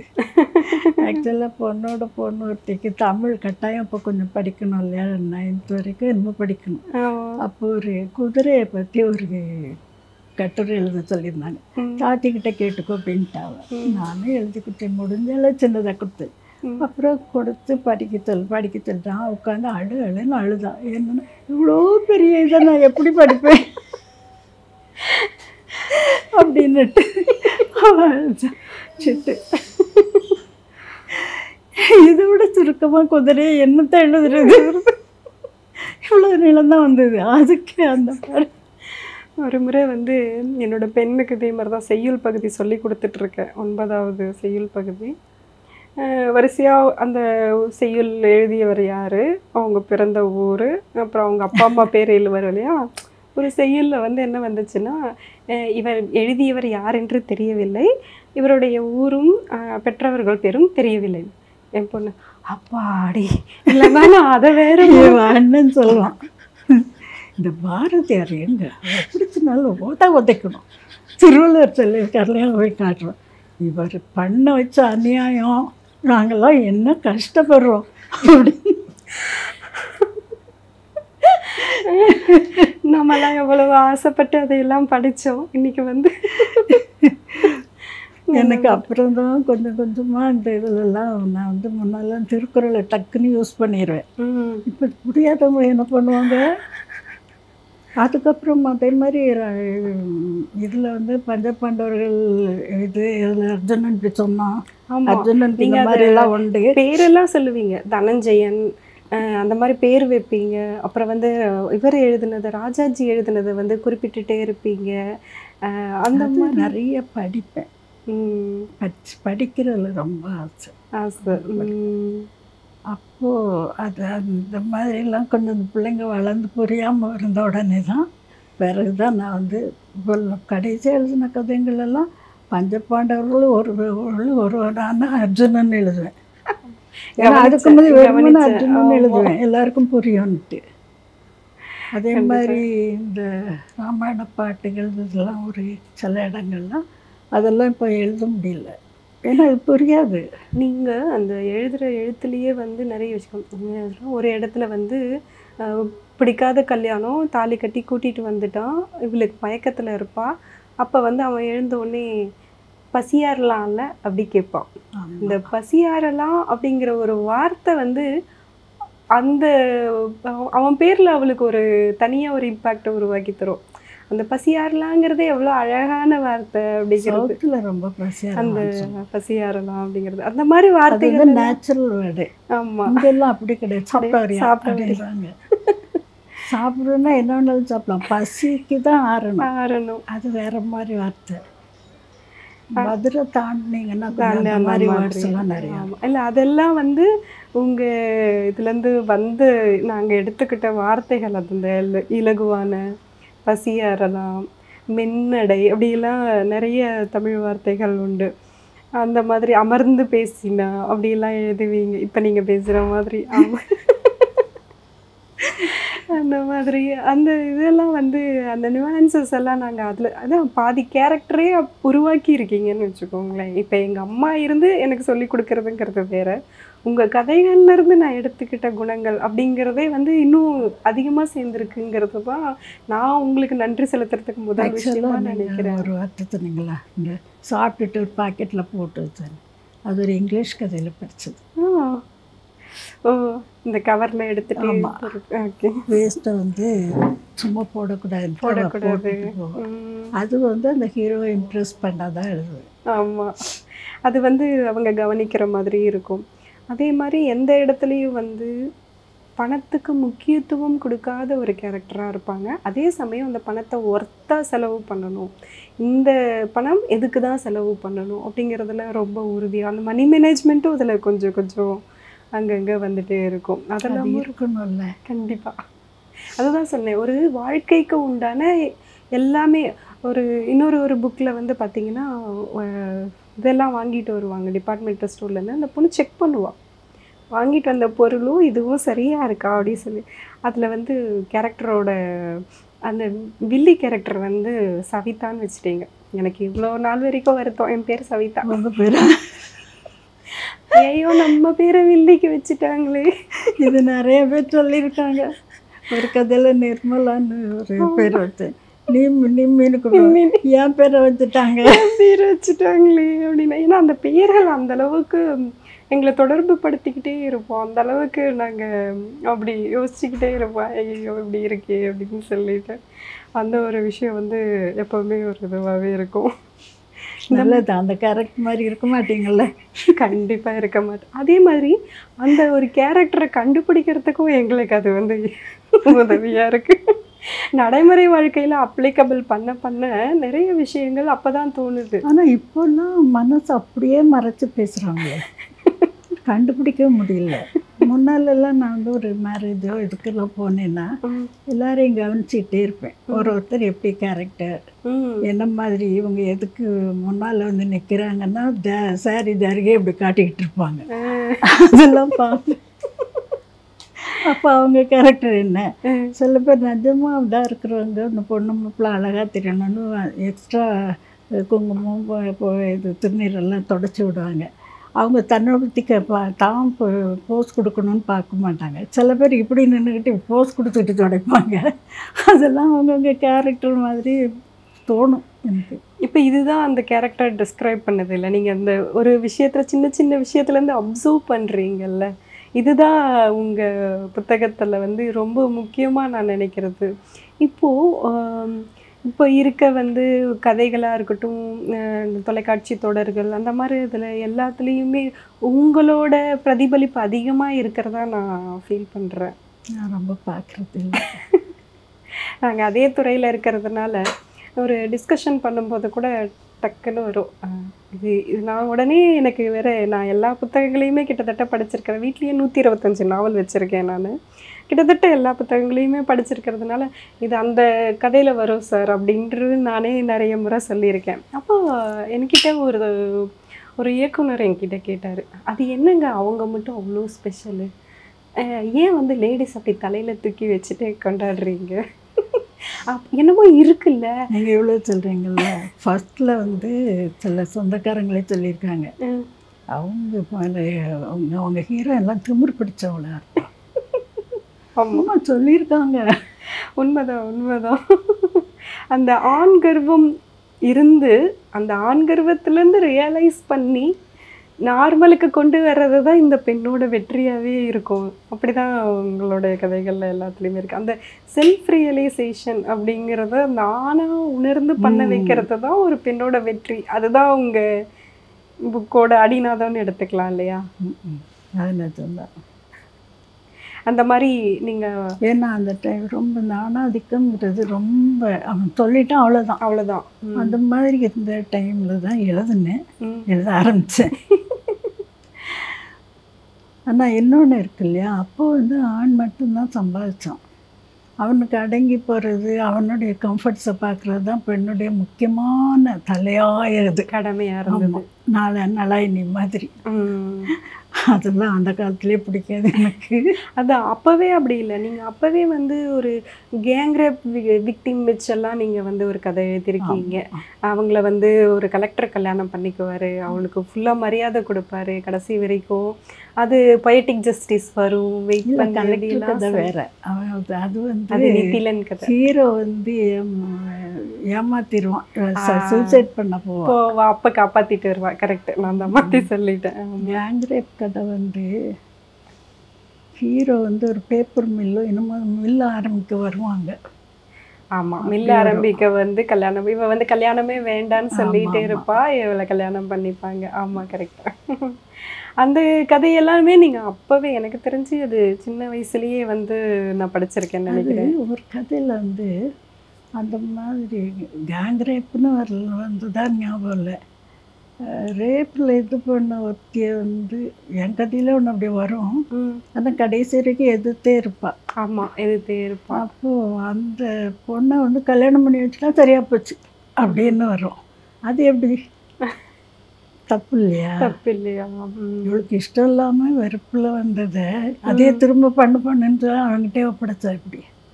அந்த மாதிரி ஒரு ஆத்திரம் வந்து எழுதுனது ஒரு கதை. அதுதான் அப்போவே நீங்கள் அதை எதிர்த்து, அதான் பொண்ணுங்களை அப்போவே நீங்கள் ஃபார்வேர்டாக தான் எழுதியிருக்கீங்க. அந்த ஒரு ஆணாதிக்கம் இருந்த அதான் சொல்கிறேன்னு, உங்களுக்கு ஹீரோயின் தான் திமிர் பிடிச்சவங்கன்னு சொல்லுவாங்க, ஆனால் மென் தான் அப்படி சொல்லியிருக்காங்க. ஆமாம், கரெக்டு தான். அதே மாதிரி இன்னொரு கதை வந்து ஒரு பொண்ணு எல்லாரும் போய் ஈவ்டீஸ் பண்ண போகும்போது அவனோட கையை உடைச்சிருவா.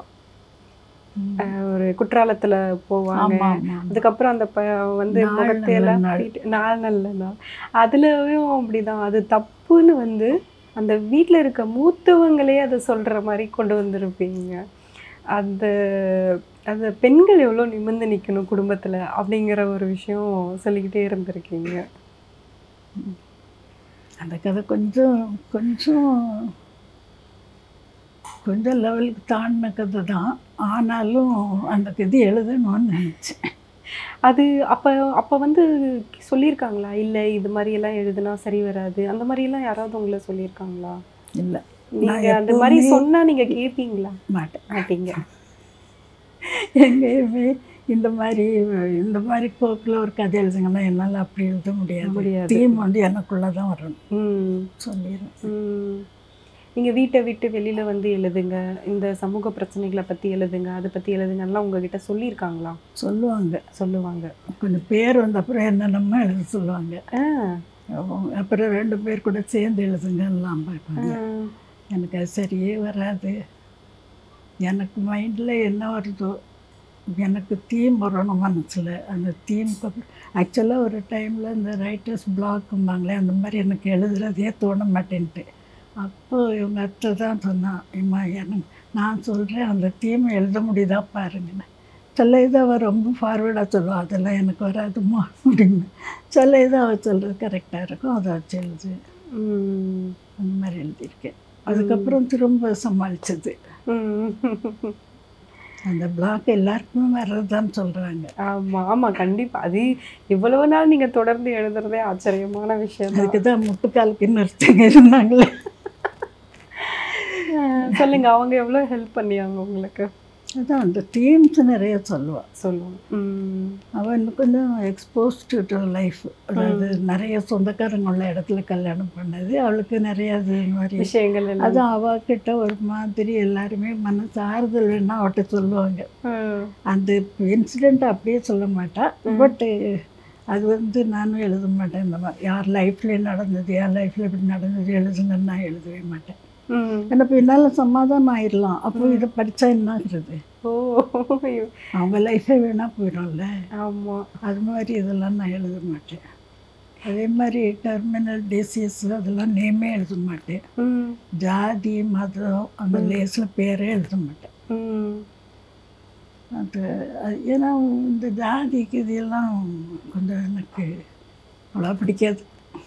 இதுதான் நாகரிகம்னு சொல்கிற விஷயங்கள் வந்து இதுதான் முக்கியமான நாகரிகம். இந்த ஒரு பெரிய சிட்டியில் இருக்கிறதோ ஒரு பெரிய நல்ல மாடர்னான இதுதான் மாடர்ன் தாட்டுங்கிறது இதுதான் நினைக்கிறேன். அப்புறம் அடிப்படை நாகரிகங்கிறது இப்போ நீங்கள் சொன்னது தான். யாரையும் புண்படுத்தக்கூடாது, யாரும் ஜாதி கிடையாது, இது கிடையாது, எதுவுமே கிடையாது. அந்த காலத்தில் அதாவது எனக்கே 85, அதுக்கு முன்னாலே எங்கள் அப்பா வந்து அப்போல்லாம் நான் ஜாதி பேர் போடுறது ரொம்ப ஒரு பெருமை தான். அவங்க இருந்த லொக்காலிட்டியில் அவங்க ஜாதி பெரிய ஜாதி தான். அப்போவே அந்த ஜாதி பேரை விட்டுட்டு வெறும்னு எஸ் கணேஷ்னு தான் சைன் பண்ணுவாங்க.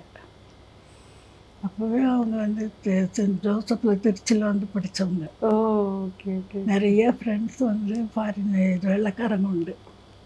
அப்போ கூட அதே அந்த சைன் பண்ணுறது வந்து நான் பேர் ஜாதி பேர் போட மாட்டாங்க.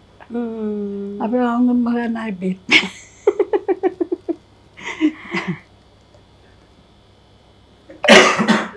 ஆனால் இப்போ நிறைய இந்த ஜாதி பேர் ரொம்ப தூக்குறாங்க. இந்த ஜாதி இது கூட்டம், அந்த ஜாதி கூட்டம் அப்படி இப்படின்ட்டு பண்ணுறாங்க. எனக்கு கொஞ்சம் பரிதாபமாக இருக்கும். பரிதாபமாக இருக்கு.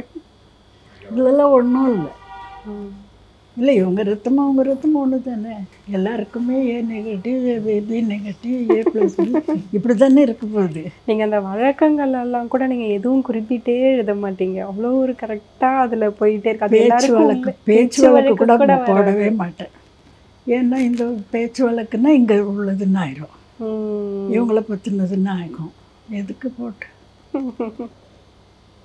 எங்கள் மாமா சொல்லுவாங்க, தந்தி பேப்பர் ஒரு ஸ்தாபகர் சிபாதித்தனை அவங்க சொல்லுவாங்க, பேச்சு வழக்கில் பிழை நீக்கி எழுதுதல் தான் எழுத்து அப்படிம்பாங்க. அது எனக்கு ரொம்ப மனசில் பதிஞ்சு வர்றது. அந்த தந்தி இதிலெல்லாம் பார்த்தீங்கன்னா அது மாதிரி இருக்கும். அதெல்லாம் பார்க்குற போது அந்த பேச்சு தமிழ் தான் வேணும். அதில் பிழை கொச்சையாக சில இந்த இதெல்லாம் ஸ்லாங் இதெல்லாம் இல்லாமல் எழுதுவோம். இதுவே ஒரு தனி ஒரு அடையாளம் தான் உங்களுக்கு. கண்டிப்பாக எந்த இடத்துல ஒரு பத்தியை பார்த்தா கூட அது நீங்கள் எழுதுனதுங்கிற ஐடென்டிட்டி இருக்கும். ஒரு சின்ன ஒரு பேப்பர் பார்த்தா கூட என்னாலலாம் இது அவங்களோடது அப்படிங்கிறது என்னால் கரெக்டாக அதே மாதிரி இப்போது உங்களை மாதிரி எக்கச்சக்கமான போலிகள் உருவாகியிருக்காங்க. போலியில் நிறைய பேர் நல்லா எழுதுறாங்கங்க, சும்மா சொல்லாதீங்க. ஆக்சுவலாக எனக்கு எக்ஸ்போஷர் கிடையாது. நல்லா எழுதுறவங்களும் இருக்காங்க, நிறைய சொல்லலை. ஆனால் அப்படியே சரி பாதி இது வந்து வேற மாதிரி எழுதுறவங்களும் இருக்காங்க, இல்லைன்னு சொல்லலை. ஆனால் இந்த ஒரு பாரம்பரியத்தையே உருவாக்கி வச்ச ஒரு இது நீங்கள் தான். நல்ல பாரம்பரியம் தான் அது. ஆனால் அதுலேருந்து கூட சரியாக கண்டுபிடிக்க முடியும். கிட்டத்தட்ட உங்களை மாதிரியே எழுதுறவங்களோட ஒரு பற்றியும் உங்கள் பற்றி எடுத்து வச்சா தனியாக தெரியும். அந்த அளவுக்கு ஒரு இண்டிவிஜுவலிட்டியான ஒரு நடனம் உங்களோட தெரியல. ஏன்னா நான் வந்து எழுதுறப்ப அடுத்தவங்க புக்கு படிக்க மாட்டேன். ஏன்னா ஏதாவது ஒரு சுச்சுவேஷன், டைட் சுச்சுவேஷன் வரும், அடுத்தவங்க புக்கை படிச்சுக்கிட்டு இருந்தேன்னா அதுலேருந்து எடுத்து தன்றையாமல் வந்துடும். அதுக்கு பயந்துக்கிட்டே நான் வந்து நிறைய வருஷமாக 40 இயர்ஸாக படிக்கலை. என் புக்கை படிச்சுட்டு இது பண்ணுங்க, எதுவும் எழுதி கொடுங்க அப்படிலாம் கேட்பாங்க. சாரிம்மா நான் அப்படி பண்ணுறது ரொம்ப கஷ்டம் எனக்கு. இப்போ கொஞ்ச நாள் படிக்கலாமான்னு ஒரு இது 2 பேர் இதுக்கு எழுதி கொடுத்துருக்கேன். இன்னும் ஒரு 5-6 வருஷமாக ரொம்ப எழுதலை. சரி சரி சரி. அந்த மாதிரி இதில் கொஞ்சம் எழுதுவேன், படிப்பேன். உங்கள் புத்தகத்தை நிறைய பேர் ஒளிச்சு வச்சு படிச்சிருக்காங்களாம். எதுக்கு ஒளிச்சு வைக்கணும்? இந்த கதைகளை படித்தா அந்த பெண் மாறிடுறா, திமிர் பிடிச்ச ஹீரோயின் ஆயிடுவாளா? ஆனால் இன்னைக்கு வந்து எல்லா பெண்களும் வந்து வெளியே போய் நிறைய இதை சமாளிக்க வேண்டியிருக்கு. ஒரு ஆணுக்கு ஈக்குவலாக பெண் வெளியே போய் இது பண்ணியிருக்கு. அவளுக்கு கொஞ்சம் அந்த தன்னம்பிக்கையும் இவங்க திமிர்னு சொல்கிறது அதனாலும் கட்டாயம் வேணும் வேணும். அதுவும் ஒரு இன்னொரு கதையில வந்து ஒரு கேமரா விமனா ஒரு பொண்ணை சொல்லியிருப்பீங்க. அவளோட ட்ரெஸ்ஸிங் எனக்கு அந்த கேரக்டர் ரொம்ப பிடிக்கும். அவங்க வந்து கல்யாணத்துக்கு போவாங்க, அவங்க ஒரு கேமரா விமன். அதுவும் வந்து என் பொண்ணு சொன்ன தீம். அப்படியா? இல்லை, அதுக்கு நீங்கள் ஒரு ட்ரெஸ்ஸிங் பண்ணியிருப்பீங்க. என்னென்னா அவங்க ஒரு கேமரா விமன், அவங்க ஒரு கல்யாணத்துக்கு போகிறாங்க. அந்த கல்யாணத்தில் அந்த பெண்ணோட காதலன் இருக்கார். ஸோ அவங்க முன்னாடி அவங்க வந்து ப்ரெசன்டபுளாக இருக்கணும், ஆனால் மாடர்ன் ட்ரெஸ் போடக்கூடாது. ஸோ அவள் என்ன பண்ணுவான்னா ஒரு ஜீன்ஸ் போடுவாள், ஒரு சம்கி ஒர்க் பண்ண ஒரு டாப் போடுவாள், ஒரு ரிங் போடுவாள். ஸோ அது வந்து ஒரு ட்ரெடிஷ்னல் லுக் அவளுக்கு கொடுத்துரும். இப்படி நீங்கள் எழுதியிருந்தீங்க. நான் அது ரொம்ப ரசிச்சிருக்கேன், ரொம்ப ரசித்தேன் நான்.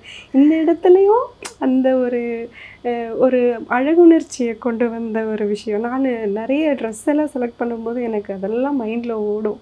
ஒரு நிகழ்ச்சிக்கு போகும்போது இந்த வார்த்தைகள் எல்லாம் என் மனசில் வந்துக்கிட்டே இருக்கும். இன்னும் இப்போ இந்த புடவை கட்டும்போது கூட நான் யோசிக்கிறேன், அம்மா முன்னாடி போகிறோம், எந்த மாதிரி புடவை கட்டிட்டு போகிறோம். அந்த அளவுக்கு வந்து அந்த ட்ரெஸ்ஸிங், தன்னை ப்ரெசன்ட் பண்ணிக்கிறது, தன்னை முன் வச்சுக்கிறது, ஒரு சின்ன சின்ன அப்சர்வேஷன். அதாவது ஒரு கூட்டத்தில் இருந்தால் கூட ஒருத்தங்க, இப்போ நீங்கள் சொன்னீங்க இல்லையா, அவங்க அந்த பொட்டு சந்தனம்லாம் வந்து இது பண்ணி விடுவாங்கன்னு. ஸோ ஒருத்தங்களை அவங்களோட நடவடிக்கையை அப்சர்வ் பண்ணி அவங்களோட இயல்பை தெரிஞ்சுக்கிறது, இதெல்லாம் வந்து அப்படியே சப்டிலாக உங்கள் நாவல்லேருந்து கடத்தின வழக்கம். இன்னொன்று பார்த்துருக்கீங்களா, இது எடுத்துக்கிட்டே வருவாங்க. அந்த லைட் வர்றதுக்கு முந்தின நேரம் வந்தோடனே சில பேர் இப்படி எனக்கு ஒரு பக்கம் சிரிப்பு வரும். அது வரைக்கும் என்னமோ ரொம்ப சீரியஸாக பேசிகிட்டு இருப்பாங்க. அது அவா இப்படி அப்படிலாம் இருக்கும். அப்போ ரொம்ப அப்படியே ரொம்ப சாது மாதிரி வச்சுக்கோங்க. அது கேமரா அதாவது உள்ளூர் பக்கம் வெளியூர் பக்கம்னு இருக்கவங்க தான் அந்த மாதிரி இருக்க முடியும். உங்களுக்கு எப்படி இருக்கு? நீங்கள் ஒரேடியா நம்ம வந்து இது பண்ணிக்கிட்டு இருக்க வேண்டாம். ஆனால் கூட இது ரொம்ப டூ மச். நீங்கள் அப்படியே உங்களை ரொம்ப இயல்பாக முன் வச்சுக்கிறீங்கல்ல, அதுவே ஒரு பெரிய ஒரு மெச்சூரிட்டியான ஒரு விஷயமா தான் நான் பார்க்குறேன். நான் திருப்பி அம்மா சொல்லக்கூடாது. எங்கள் அப்பா சொல்லுவாங்க, சிரிக்கிற சத்தம் கூட தெருவுக்கு வேண்டாண்டா அப்படிம்பாங்க.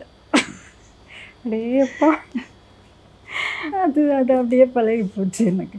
இத்தனைக்கும் தெரு எங்கே இருக்கும், எங்கேருந்து வீடு இல்லைன்னா நம்ம இந்த காம்பவுண்டும் தாண்டி அந்த சத்யாபுரம் இடத்துல தான் இருக்கும் அவுட்டர் இது. ஆனால் அங்கே வரைக்கும் வர வேண்டாம்பாங்க. இவ்வளோ தனிஞ்சு பேசுகிறவங்க கிட்டேயே அப்படி சொல்லியிருக்காங்கன்னா இல்லை, அதுக்கப்புறம் தான் இந்த தனிவான பேச்சே வந்திருக்கும்னு நினைக்கிறேன். இருக்கலாம். இந்த மாதிரி விமர்சனங்கள்லாம் உங்களை பாதிச்சிருக்கா? பாதிச்சு என்ன பண்ணுறது, இப்படிலாம் சொல்கிறாங்கன்னு பிறகு கேள்விப்படுவேன், அவ்வளோதான். அதை பெருசாக எடுத்துக்க மாட்டீங்க? எப்பவுமே விமர்சனத்தை ரொம்ப பெருசாக எடுத்தோம்னா நம்மளால் முன்னால் அடுத்த கதை எழுத முடியாது. ஒரு தடவை மில்சன் போன் காப்பின்லாம் சொன்னாங்க. மில்சன் போனில் எல்லாத்துலேயும் ஒரு பார்ட்டி வந்துடும், இல்லை கிசிங் சீன் வந்துடும், அதுக்கப்புறம் கதையே மாறி போயிடும். என் கதை எதில் அப்படி மாறிச்சது? இல்லவே இல்லை. நம்ம அந்த மாதிரி பார்ட்டி போவோமா? இது எல்லாமே நம்மளோட ஃபுல்லாக நம்ம படிமங்கள், நம்ம விழுமியங்கள் அந்த மாதிரி தான் இருக்கும். அந்த மாதிரி சொல்கிற போது சொல்கிறவங்க சொல்லிக்கிட்டு இருப்பாங்க, நம்ம வேலையை பார்ப்போம். அது பெருசாக நினைக்கக்கூடாது, அவ்வளோதான். இன்னும் நிறைய எழுதியிருக்கலாம் அப்படின்னு நினைக்கிறீங்களா? இல்லை இதுவே உங்களுக்கு இல்லை இப்படி தான் கரெக்டாக தான்? ஏன்னா எனக்கு வந்து ஒரு கதை தீம் வர்றதுக்கே கொஞ்சம் நாள் ஆகும். அந்த தீம் வந்து ஒரு மரக்கட்டை மாதிரி. அப்புறம் அதை வந்து மரப்பாச்சி பொம்மையாக்கணும்னா கை கால் இதெல்லாம் செதுக்கணும். அதுக்கப்புறம் ட்ரெஸ் பண்ணணும், நகை எல்லாம் போட்டு. அது ஹையர் பொண்ணா இல்லை நார்த் இந்தியன் பொண்ணாங்கிற மாதிரி அந்த ட்ரெஸ் எல்லாம் பண்ணுவாங்க, அலங்காரம்லாம் பண்ணணும். இது அவ்வளவும் பண்ணணும் ஒரு கதைக்கு, இல்லையா? அப்போனா அதுக்கு வந்து டைம் ரொம்ப ஆகும் எனக்கு. ஆக்சுவலாக அந்த தீம் கிடைக்கவே ரொம்ப நாளாக ரொம்ப இதாகும். அப்புறம் அது நேம் வைக்கிறதுக்கு சொன்னாலே ஒரு வாரமாவது ஆகும். அதுக்கப்புறம் பொருத்தம் அந்த நேம் வந்து அந்த கேரக்டருக்கு பொருத்தமாக இருக்கான்னு பார்க்கணும். எல்லாத்தையோட முக்கியமாக சொந்தக்காரங்க பேராக இருக்கக்கூடாதுன்னு பார்ப்பேன். ஏன்னா சொந்தக்காரங்க பேர்னா தெரியாதனமா வில்லன் வில்லி பேரை வச்சுட்டோம்னா தொலைஞ்சுது. தேடி வந்து கேட்பாங்க, என் பேர் தான் கிடச்சிது அவனுக்கு. இவ்வளோ நாள் கழிச்சு உங்களுக்கு சவிதான் பேர் வச்சிங்களேன்னு சொல்கிறீங்களே. கண்டிப்பாக கண்டிப்பாக அந்த மாதிரி அதுவும் சொந்தக்காரங்கன்னா ரொம்ப மோசமாக கேட்பாங்க. கண்டிப்பாக உனக்கு புக்குக்குன்னா என் பேர் தான் கிடச்சிதா கெட்டவங்களுக்கு அப்படின்னு கேட்பாங்க. அதெல்லாம் பெரிய தொல்லையாக போயிடும். அதனால நான் இது என்கிட்ட ஒரு என் ஹஸ்பண்ட் பழைய காலத்தில் வாங்கி வச்சது ஒரு தமிழ் சொல்லகராதி ஒன்று உண்டு. சைவ சித்தாந்த கழகமாக அவங்க போட்டது. இங்கே தான் இருக்காங்க. ரொம்ப நல்ல அகராதி. இன்னும் அது பேப்பராக கூட வச்சு வச்சுருக்கேன். அதில் பார்த்தீங்கன்னா ஒரு இதுக்கு நிறைய அர்த்தம் போட்டிருக்கோம். அந்த அர்த்தத்துலேருந்து எடுப்பேன். அப்படிதான் அந்த ஒவ்வொரு இதுக்கும் அபரஞ்சி அந்த மாதிரி பேரெல்லாம். அபரஞ்சி, காஞ்சனா, நித்திலா, சாரு பாலா, ஒரு இதில் வந்து அபிநயம்லாம் பண்ணி காமிப்பா. சாரு பாலாவுக்கு வந்து அந்த மாதிரி பேரெல்லாம் அதுலேருந்து எடுப்பேன். எடுத்து அது இந்த கதைக்கு இந்த ஹீரோயின் பொருந்துதான்னு பார்ப்பேன். ஓ அந்த கேரக்டர் தனஞ்ச என்ன எடுத்தேன்னா அர்ஜுனனுக்கு 10 பேர் உண்டு. அந்த அத்தனை பேர்லேயே எது பொருந்தது. அர்ஜுனனுக்கே பீபஸ்துன்னு ஒரு பேர் உண்டு. ஆனால் அந்த பேர்லாம் வராது. அது மாதிரி பார்த்து அதான் ஒரு வாரமாயிரும் சொல்றேன். இந்த இப்படி ஒரு கம்ப்ளீட்டான பொண்ணும் கம்ப்ளீட்டான ஆணும் உங்கள் அப்பா அம்மா மட்டும்தானா? அதை தவிர வேற யாரையாவது அந்த மாதிரி பார்த்துருக்கீங்களா? சிஸ்டர்ஸில் கூட 2 பேர் இருக்காங்க. அந்த மாதிரி வெளியில் எங்கேயாவது பார்த்துருக்கீங்களா? இது நாங்கள்லாம் நிறைய அதாவது கூட வெளிப்பார்வையில் மட்டும் நம்ம முடிவு பண்ண முடியும். இல்லை எல்லாம் சேர்த்து தான் சொல்கிறேன். நாங்கள் அப்பப்போ பேசிப்போம். இந்த ஆண்கள் வந்து ரமணிச்சந்திரன் நாவலில் வர்ற ஆண் மாதிரியே இருக்காங்க, ரமணிச்சந்திரன் நாவலில் வர அப்படியெல்லாம் பேசிக்கிறது உண்டு. அப்படி கூட உங்களோட க்ரஷ் யார் அப்படின்னா நாங்கள் உடனே இப்படி எழுதுவோம். அந்த மாதிரி எல்லாம் உண்டு. அந்த மாதிரி நீங்கள் வெளியில் பார்த்துருக்கீங்களா? இருந்திருக்காங்களா? எனக்குலாம் யாரும் இருக்க மாதிரியே தெரியும். இருக்கிறாங்க, இல்லைன்னு சொல்ல முடியாது. ஏன்னா ஒரு நான் சொல்ல போகிறது ஏதாவது கல்யாணம் அந்த மாதிரி இதுகளுக்கு தான் போவேன். போகிறப்ப பார்த்தா சில பேர் வந்து எல்லாரையும் கவனித்து இது பண்ணுவாங்க. அந்த அது வந்து தன்னை முன்னால் காட்டிக்கிட்டு பண்ணுறவங்க ஒரு விதம், இது ஒரு விதம். அதில் இப்போல்லாம் நிறைய பேர் நல்லா தான் இருக்காங்க. ஒரு அந்த நிமிரலையே அந்த நேர் பார்வையிலேயே நமக்கு கொஞ்சம் கண்டுபிடிக்கும். இப்படி பார்த்துக்கிட்டு இருப்பாங்க, நல்லா கண்ணை விரிச்சு. அதெல்லாம் போய் அதை பெருசாக காட்டிக்கணுன்ட்டு நேராக பார்க்குற மாதிரி காட்டுவாங்க. அதெல்லாம் நம்பக்கூடாது. ஆனால் தன் வேலையை பார்த்துட்டு தன்னால் முடிஞ்செல்லாம் அடுத்தவங்களுக்கு ஹெல்ப் பண்ணிக்கிட்டு அது மாதிரிலாம் நிறைய பேர் இருக்கிறாங்க. இன்னமும் எனக்கு இப்போ நிறைய பேர் நல்லவங்களாக தான் தெரியுது. நீங்கள் நல்லவங்களா இருக்கிறதுனால. இப்போ பெண்களுக்கு வந்து எழுதுறதுல என்னென்ன மாதிரியான சிக்கல்கள் வருது? இப்போ வந்து நீங்களே சொன்னீங்க சொந்தக்காரங்க எல்லாத்தையும் எழுதுறாங்கப்பா. இன்னைக்கு அதான் சொல்ல வரேன். இப்போ நான் எழுதுறேன்னா உடனே வந்து எந்த மாதிரியான விஷயங்கள் வருதுன்னா, இதுவும் வாழ்க்கையில் நடந்த விஷயம், இது நீ பார்த்த விஷயம், இது உனக்கு நடந்த விஷயம், அப்படிதான் வந்து விமர்சனங்கள் வருது. இதையெல்லாம் நாங்கள் எப்படி எடுத்துக்கணும்? இது எடுத்துக்கிட்டு நாங்கள் எப்படி போகிறது? எனக்கு அதெல்லாம் ஒரு அதை எடுத்துக்கிட்டு நம்மளை மாற்றக்கூடாது. நமக்கு என்ன சொல்லணும்னு தோணுதோ அது சொல்லிக்கிட்டே போக வேண்டியதுதான். நான் கொஞ்சம் அந்த மூமெண்ட்டு அந்த மாதிரி இதுலலாம் நான் பாட்டில் எழுதுவேன். யாரையும் ஆக்சுவலாக தேவிகன்னு ஒரு கதை எழுதினேன். அதில் ஒன்றுமே இருக்காது. கடைசியாக ஒரு தடவை ஹஸ்பண்ட் ஒய்ஃப் தான் கிஸ் பண்ணான்னு வரும். ஒருத்தங்க கேட்டாங்க, என்னன்னு இப்படிலாம் அசிங்கமாக எழுதிட்டீங்க, இப்போ என்னெல்லாம் எழுதுறாங்க கேட்டது. என்னென்னு இப்படி பண்ணிட்டீங்கன்னு ரொம்ப தான் கேட்டாங்க. எனக்கு என்ன பண்ணிட்டோன்னு ஒன்றே புரியல முதல்ல. அப்புறம் இந்த மாதிரிலாம் அசிங்கமாக எழுதிட்டீங்களே. அசிங்கம் ஒரு மலர்னு ஒரு கதைக்கு பேர் வச்சேன். அதே அசிங்கம்னு அதெல்லாம் என்ன இருக்கு? மலர்னா பூ. அந்த பூங்கிற அர்த்தம் கூட புரியாதா? அது மாதிரிலாம் இருக்கும் சொல்லுவாங்க. சொன்னால் சரி, அவங்களுக்கு தெரிஞ்சது அவ்வளோதான் நினச்சிக்கணும் கொஞ்சம்.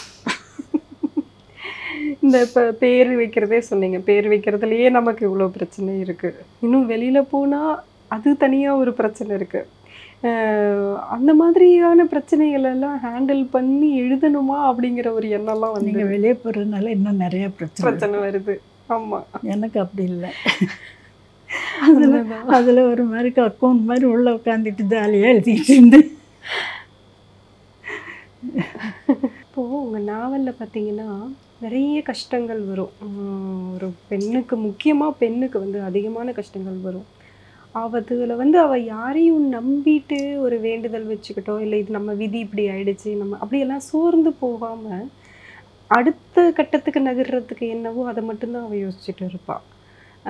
சோர்ந்து போகக்கூடாதுங்கிறது அது வந்து உங்கள் லைஃப்பில் அப்படியெல்லாம் நீங்கள் ஃபேஸ் பண்ணியிருக்கீங்க? எனக்கு வந்து ரொம்ப பாதுகாக்கப்பட்ட இடம் வாழ்க்கை, அதெல்லாம் வெறும் கற்பனை தான். கண்டிப்பாக. ஆனால் கதை எழுதின அப்புறம் சில பேர் கேட்டிருக்காங்க, என் லைஃப்பில் நடந்தது உங்களுக்கு எப்படி தெரியும் இப்படி கேட்டிருக்காங்க. என் கசினே ஒருத்தி கேட்டிருக்கான், எப்படிக்கா இப்படிலாம் எழுதுனீங்க, என் வாழ்க்கையில் இப்படியே நடந்தது அப்படின்னு சொல்லுவாள். ஆனால் அது சுபமாக முடியல. உங்கள் வீட்டுக்குள்ளே இருந்துக்கிட்டே எப்படி இன்னொரு வாழ்க்கையை பார்க்குறதுங்கிறது, அது எந்த மாதிரி ஒரு ஜன்னல் வெளியிலேயே ஒரு உலகத்தை பார்க்குற மாதிரி இருக்கா? தெரியலையே, எழுதுகிறப்போ நான் அப்படிலாம் யோசிச்சதில்லை. இது ஒரு தீம், இந்த தீமுக்கு என்னெல்லாம் பண்ணலாம், என்னெல்லாம் பண்ணால் தப்பு இல்லாத ப்ரெசன்டேஷனாக இருக்கும். அதாவது ஒரு மாதிரி கதைன்னா கூட, ரேப் கதைன்னா கூட அசிங்கம் இல்லாமல் இருக்கணும். அப்புறம் இன்னொன்று என்ன நினைப்பேன்னா, கொஞ்சம் லைட் ஹார்ட்டடாக போகிறது வந்து கூட கொஞ்சம் கண்ணதாசன் சொல்கிற மாதிரி மெல்லினம் நிறையா யூஸ் பண்ணுவேன். ஆமாம் ஆமாம், அது உண்மை. நான் கேட்கணும்னு நினச்சிருந்தேன். அது மெல்லினம் அதிகமாக இருந்ததுன்னா அது வந்து லைட் ஹார்ட்டடாக ரொம்ப போகும். கஷ்டமான கொஞ்சம் ரொம்ப சிக்கலான கதைன்னா வல்லினம் அதிகம் இருக்கும். இவர் கண்ணதாசன் பாட்டை பார்த்தீங்கன்னா நல்லா இருக்கும். தென்றல் வந்து மெல்ல தொடங்கிறது மெல்லினம் நிறையா இருக்கும். அது போனால் போட்டும் போடாங்கிறதுல வல்லினம் அதிகம் இருக்கும். அது மாதிரி ஒன்னொன்னுலேருந்து படிச்சுக்கிட வேண்டியதுதான். கண்டிப்பாக. உங்கள் வாழ்க்கையில் நடந்த ரொமான்டிசிஸான விஷயம்? எங்கள் வாழ்க்கையில் நடந்த ரொமான்டிக்கான ஒரு விஷயம் எங்கள் கல்யாணத்து வரைக்கும், கல்யாணத்து பத்திரிக்கை வர வரைக்கும் இவங்க தாத்தா பேரே எனக்கு தெரியாது.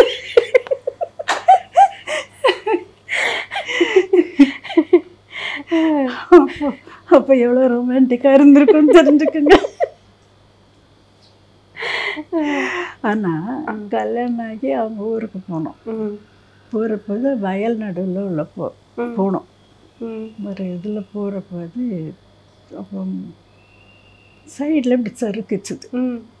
அங்கே இருந்தால் அதோட கம்ப்ளீட்டாக உள்ள வயலுக்குள்ளே விடணும். அப்போ இப்படி நிமிடுற போது அவங்க வந்து டக்குன்னு இப்படி கையை வச்சாங்க. அதான் சேவ் பண்ணுற மாதிரி. டபக்குன்னு கீழே விழுந்துட்டேன். அவ்வளோதான். தம்தன தாளம் வர மாதிரி. அந்த பாட்டெலாம் ஒருத்தரும் பாடலை. ஆனால் அந்த செகண்டில் எதுலனாலும் கஷ்டம் வராமல் நம்மளை சேவ் பண்ணுவாங்க. நமக்கு வேண்டியதை பார்ப்பாங்க. அது வரைக்கும் ஒன்றுமே தெரியாது. இந்த லேண்ட்ஸ்கேப் பற்றி எல்லாம் நிறைய எழுதியிருக்கீங்க. அந்த உப்பங்கழி, ஆமாம், அந்த கேரளா, அந்த பார்டர்லாம் நீங்கள் போய் பார்த்துருக்கீங்க. காலேஜில் படிக்கிற போது கூட்டிகிட்டு போனாங்க கேரளாவுக்கு. ஹைஸ்கூலில் படிக்கிற போதும் கூட்டிகிட்டு போனாங்க. அப்போவே அதை வச்சு அப்போவே ரொம்ப பிடிச்சது. அதெல்லாம் அது மனசுக்குள்ள அப்படியே படம் மாதிரி. அதில் ஒரு கதையில் ஒரு தீவு மாதிரி ஒரு பில்டிங் மட்டும் இருக்கும். ஆமாம், அந்த இது வந்து நாங்கள் அங்கே போயிருக்கேன். அங்கே போய் அது ஒரு கொச்சி மகாராஜா ஒருத்தருடைய பேலஸ் அது. அதில் அழகாக வைன் கப், இவ்வளோண்டு வைன் கப்புலாம். எங்களை கூட்டிகிட்டு போகிறது ஒரு ஸ்காட்லாண்ட் லேடி. நான் இங்கிலீஷ் மெயின் எடுத்திருந்தேன். அதனால அவங்க கூட்டிகிட்டு போயிருந்தாங்க. அவங்க எங்களுக்கெல்லாம் டீச் பண்ணாங்க. இதுக்கெல்லாம் கூட்டிகிட்டு போனாங்க. போகிறப்போது இவ்வளோ பெரிய வைன் கப்பு இவ்வளோ பெரிய இதுவும் உண்டு. அவ்வளோ அழகாக அடுக்கி வச்சுருந்தாங்க அந்த இதில். அப்போ இவ்வளோண்டு கப்பில் என்ன மிஸ் இருக்கும்னு பேசிகிட்டு இருந்தோம். அவங்க சொல்கிறாங்க அது வந்து ரொம்ப அரை மணி நேரம் சிப் பண்ணணுமா, நாக்க தான் நினைக்கணுமா, இல்லைன்னா மயக்கம் வந்துடுமா, அவ்வளோ ஸ்ட்ராங் இது அது அப்படின்னு சொன்னாங்க. இந்த ஹெலன் கல்யாணம்னு ஆரம்பிக்கிற கதையில் அந்த இது வரும்னு நினைக்கிறேன். அப்படியா? இந்த இடம் ஹெலனுக்கு கல்யாணம்னு ஆரம்பிக்கும் அந்த தஞ்சாவூர் அரண்மனை வாரிசு, அந்த கதையில இந்த பேலஸ் வரும். அப்படியா? இல்லை அந்த கதையில் அந்த கதையில தானே இவங்க 2 பேரும் போய் தங்குவாங்க ஒரு இடத்துல. வீண்ற கதையில் இவளை வந்து அது அங்கே தங்குவாங்க. அதான் கேரளா சைடு கதை. இன்னொரு அந்த மதுமஞ்சரியோட போயிட்டு அவளை மறைச்சி வச்சிருப்பாங்க அவளோட மாமா. அது ஞாபகம் இல்லையே. மதுமஞ்சரின்னு எனக்கு நிறைய கதை பேர் எல்லாம் மறந்து போச்சு. அந்த மதுமஞ்சரிங்கிற பேர் எனக்கு எப்போ ஞாபகம் இருந்துகிட்டே இருக்கும். யாராவது என்கிட்ட பேர் கேட்டாங்கன்னா நான் என் பொண்ணுக்கே அதுதான் வைக்கணும்னு ஆசைப்பட்டேன். ஆனால் என் கணவர் மஞ்சரின்னு ஒரு பேர் உண்டு, ஒரு புக் வந்தது கலைமகளுடைய இது. அப்போது அந்த மஞ்சரிங்கிறது வந்து தொகுப்பு. மதுமஞ்சரி அது அடிக்கடி அந்த மதுங்கிற பேரும் வரும். அந்த மதுமஞ்சரிங்கிறதே வந்து ரொம்ப அழகான பேர் அப்படிங்கிற மாதிரி யாராவது கேட்டாங்கன்னா நான் டக்குன்னு அந்த பேரை தான் சொல்லுவேன். எங்கள் அப்பா பேர் நான் வச்சது தான், அரவிந்தன்ட்டு. ஏன்னா நான் பார்த்த சார் இது குறிஞ்சி மலர், அந்த பாதம் செம்மல்ல படுற பாதம், அந்த கதை எனக்கு ரொம்ப பிடிக்கும் எனக்கும். அப்போ அதனால அரவிந்தன்கிற பேர் நான் வச்ச பேர். பொன்விலங்கு, குறிஞ்சி மலர் இதெல்லாமே எனக்கு ரொம்ப பிடிச்ச கதை அவரோடது. அவங்க பொண்ணோட பேர் என்ன? அவள் பேர் எங்கள் அம்மா வச்சது அகிலாண்டேஸ்வரி. மேரேஜ் ஆகிக்கு ஃபியூ இயர்ஸ் பேபி இல்லை. சரி சரி. திருச்சியில் இருந்தோம். ஓகே. அவங்க எனக்கு உடம்பு சரியில்லை, ஃப்ளூ வந்தது அந்த டைமில்.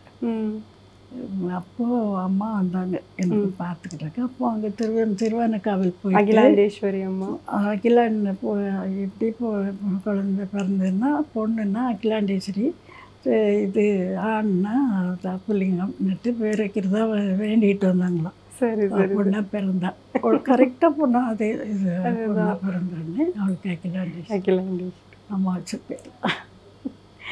ரொம்ப நன்றி. எனக்கு என்னோட கிட்டத்தட்ட எத்தனை வருஷத்து கனவு இன்னைக்கு நிறைவேற்றுச்சுன்னு தான் சொல்லணும். நான் பார்த்து வியந்து, அதாவது நேரில் பார்த்து வியந்துங்கிறத விட அவங்களோட உள்ளுணர்வுகளோடு நம்ம ஒருத்தங்க கிட்ட நெருங்கி இருப்போம்னா அது எல்லாரையும் விட நான் உங்ககிட்ட தான் நெருங்கி இருந்திருக்கேன்னு எனக்கு இப்போ ரொம்ப ஃபீல் ஆகுது. அதை இன்றைக்கி பார்த்ததில் ரொம்ப மகிழ்ச்சி. உங்கள் நேரத்தை ஒதுக்கி எங்களுக்கு இவ்வளோ நேரம் நீங்கள் பேசி உங்களோட அனுபவங்களை பகிர்ந்துக்கிட்டது இன்னும் ரொம்ப சந்தோஷமாக இருக்குது. ரொம்ப நன்றிம்மா. தேங்க்ஸ்மா. இப்போது புதிய அறிமுகம் ஆச்சி ஹோட்டல் சாம்பார் மற்றும் ஆச்சி இடிச்ச சாம்பார் 50 கிராம் ரூபாய் 20 மட்டுமே. Meenakshi Medical College, Hospital and Research Institute, Kanchipuram. Accredited A+ by NAAC. GRT Shubha Arambam. GRT Dwellers.